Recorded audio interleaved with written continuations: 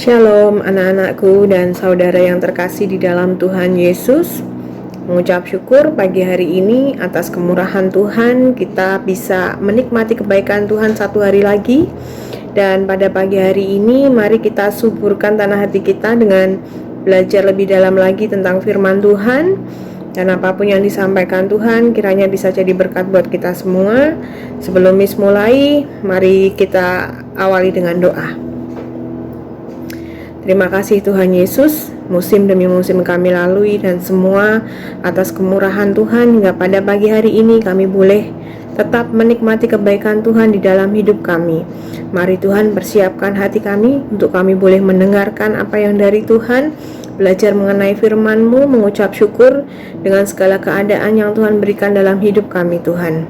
Berdoa Tuhan, biarlah kami boleh semakin melekat kepada Engkau, sehingga apa yang kami kerjakan boleh senantiasa menyukacitakan hati Tuhan. Terima kasih Tuhan Yesus, di dalam nama-Mu kami berdoa dan mengucap syukur. Amin. Baik, pada pagi hari ini, tema yang akan kita pelajari adalah pikiran Tuhan. Dan itu diambil dari Matius pasal 16 ayat yang ke-21 sampai 23 yang akan kita baca. Dan kita akan belajar bersama-sama apa yang bisa kita pelajari dari perikop ini. Miss bacakan dulu dari Matius pasal 16 ayat 21 sampai ke 23. Sejak waktu itu Yesus mulai menyatakan kepada murid-muridnya bahwa ia harus pergi ke Yerusalem dan menanggung banyak penderitaan dari pihak tua-tua, imam-imam kepala, dan ahli-ahli Taurat, lalu dibunuh dan dibangkitkan pada hari ketiga. Tetapi Petrus menarik Yesus ke samping dan menegur dia. Katanya, "Tuhan, kiranya Allah menjauhkan hal itu.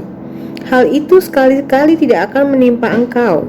Maka Yesus berpaling dan berkata kepada Petrus, "Nyahlah iblis, engkau suatu batu sandungan bagiku, sebab engkau bukan memikirkan apa yang dipikirkan Allah, melainkan apa yang dipikirkan manusia."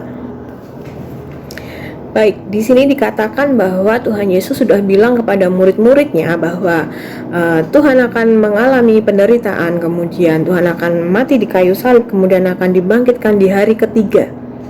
Namun kita akan titik beratkan di ayat yang ke-22.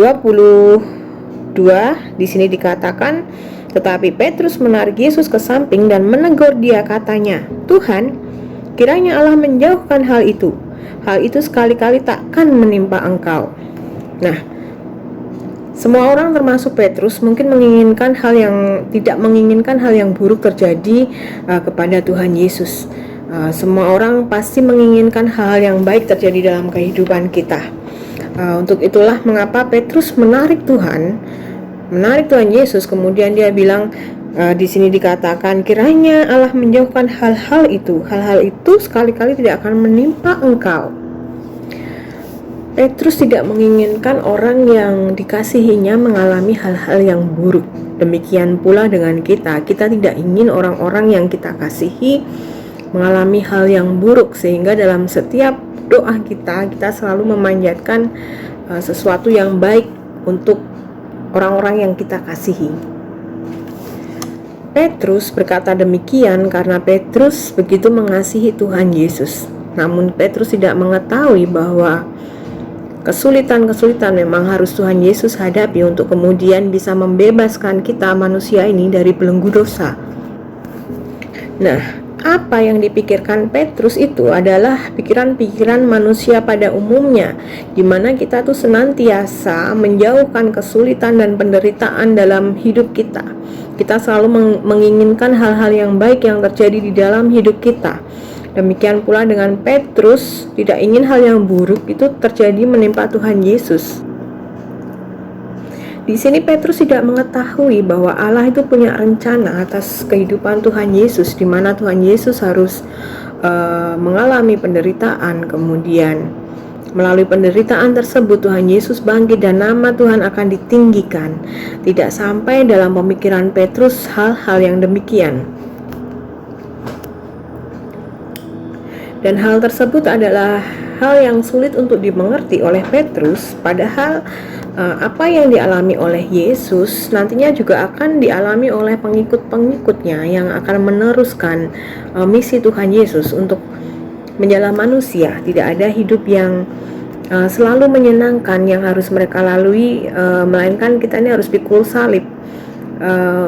Apa yang harus kita tanggung atas komitmen kita untuk menyebarkan kasih dan keselamatan. Kita lihat sekali lagi di ayat yang ke-23, di sini dikatakan, maka Yesus berpaling dan berkata kepada Petrus, "Enyahlah iblis, engkau suatu batu sandungan bagiku, sebab engkau bukan memikirkan apa yang dipikirkan Allah, melainkan apa yang dipikirkan manusia." Nah, apa yang dipikirkan oleh Allah sudah pasti berbeda dengan apa yang dipikirkan oleh manusia. Itu yang sulit kita mengerti dan sulit untuk kita selami.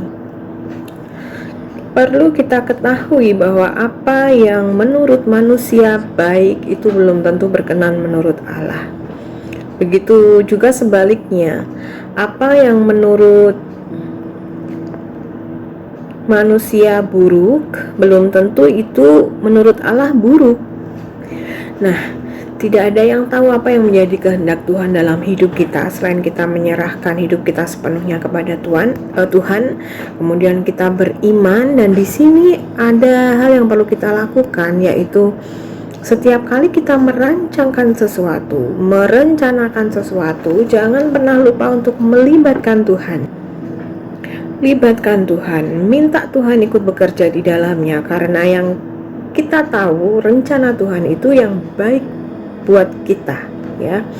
Seperti tadi dikatakan, apa yang menurut manusia baik belum tentu itu baik menurut Tuhan. Begitu juga sebaliknya, yang menurut kita buruk ternyata menurut Tuhan itu nggak buruk, ya. Jadi betapa sulitnya menyelami kehendak Tuhan dalam hidup kita. Namun sebagai anak Tuhan, baiklah kita mengikut sertakan Tuhan dalam setiap apa yang kita rencanakan, setiap apa yang kita planning ke depan. Jangan lupa untuk melibatkan Tuhan, karena apa yang menjadi rencana manusia belum tentu itu adalah rencana Tuhan. Nah, biarlah kiranya pada pagi hari ini firman yang boleh kita pelajari bersama-sama ini boleh jadi rema untuk kita boleh senantiasa menyandarkan segala hal hanya kepada Tuhan. Terima kasih buat semuanya. Mari kita tutup dalam doa. Miss juga berdoa buat kalian semua. Mudah-mudahan tetap diberikan kesehatan, anugerah, berkat, sukacita dalam hidup kalian. Cuaca juga yang buruk hari-hari ini biarlah tidak menjadi penghalang buat kita boleh senantiasa meluapkan ucapan syukur dan sukacita kita buat Tuhan. Ya, belajarnya juga yang baik sehingga boleh menjadi anak Tuhan yang shining, bersinar, ya, menerangi apa yang ada di sekeliling kita. Yuk kita tutup dengan doa. Bapa yang di surga, mengucap syukur buat firman-Mu pagi hari ini yang mengingatkan kami kembali untuk kami boleh senantiasa melibatkan Tuhan dalam kehidupan kami. Boleh melibatkan Tuhan dalam setiap apa yang kami rencanakan, Tuhan. Karena yang kami tahu rencana Tuhan di depan jauh lebih indah dari apa yang kami pikirkan. Buat kami Tuhan, mereka-rekakan yang baik dalam hidup kami. Berikan kami hati yang penuh dengan luapan sukacita, kasih dan damai sejahtera. Terima kasih Tuhan Yesus. Hamba berdoa buat anak-anak-Mu, biarlah ada hikmat, pengertian, kecerdasan dalam hidup mereka. Hamba juga berdoa buat keluarganya, apa yang menjadi pergumulan mereka saat ini, biarlah tangan Tuhan yang turut bekerja. Hamba juga berdoa buat segenap guru-guru PKBM, biarlah Tuhan yang tetap lindungi kami, pimpin dan sertai kami, ada hikmat, pengertian, roh pewahyuan yang dari Engkau, sehingga siap apa yang kami ajarkan Tuhan boleh mendatangkan kebaikan. Terima kasih Tuhan Yesus, di dalam nama-Mu kami berdoa, kami bersyukur. Amin. Amin. Thank you and God bless you all.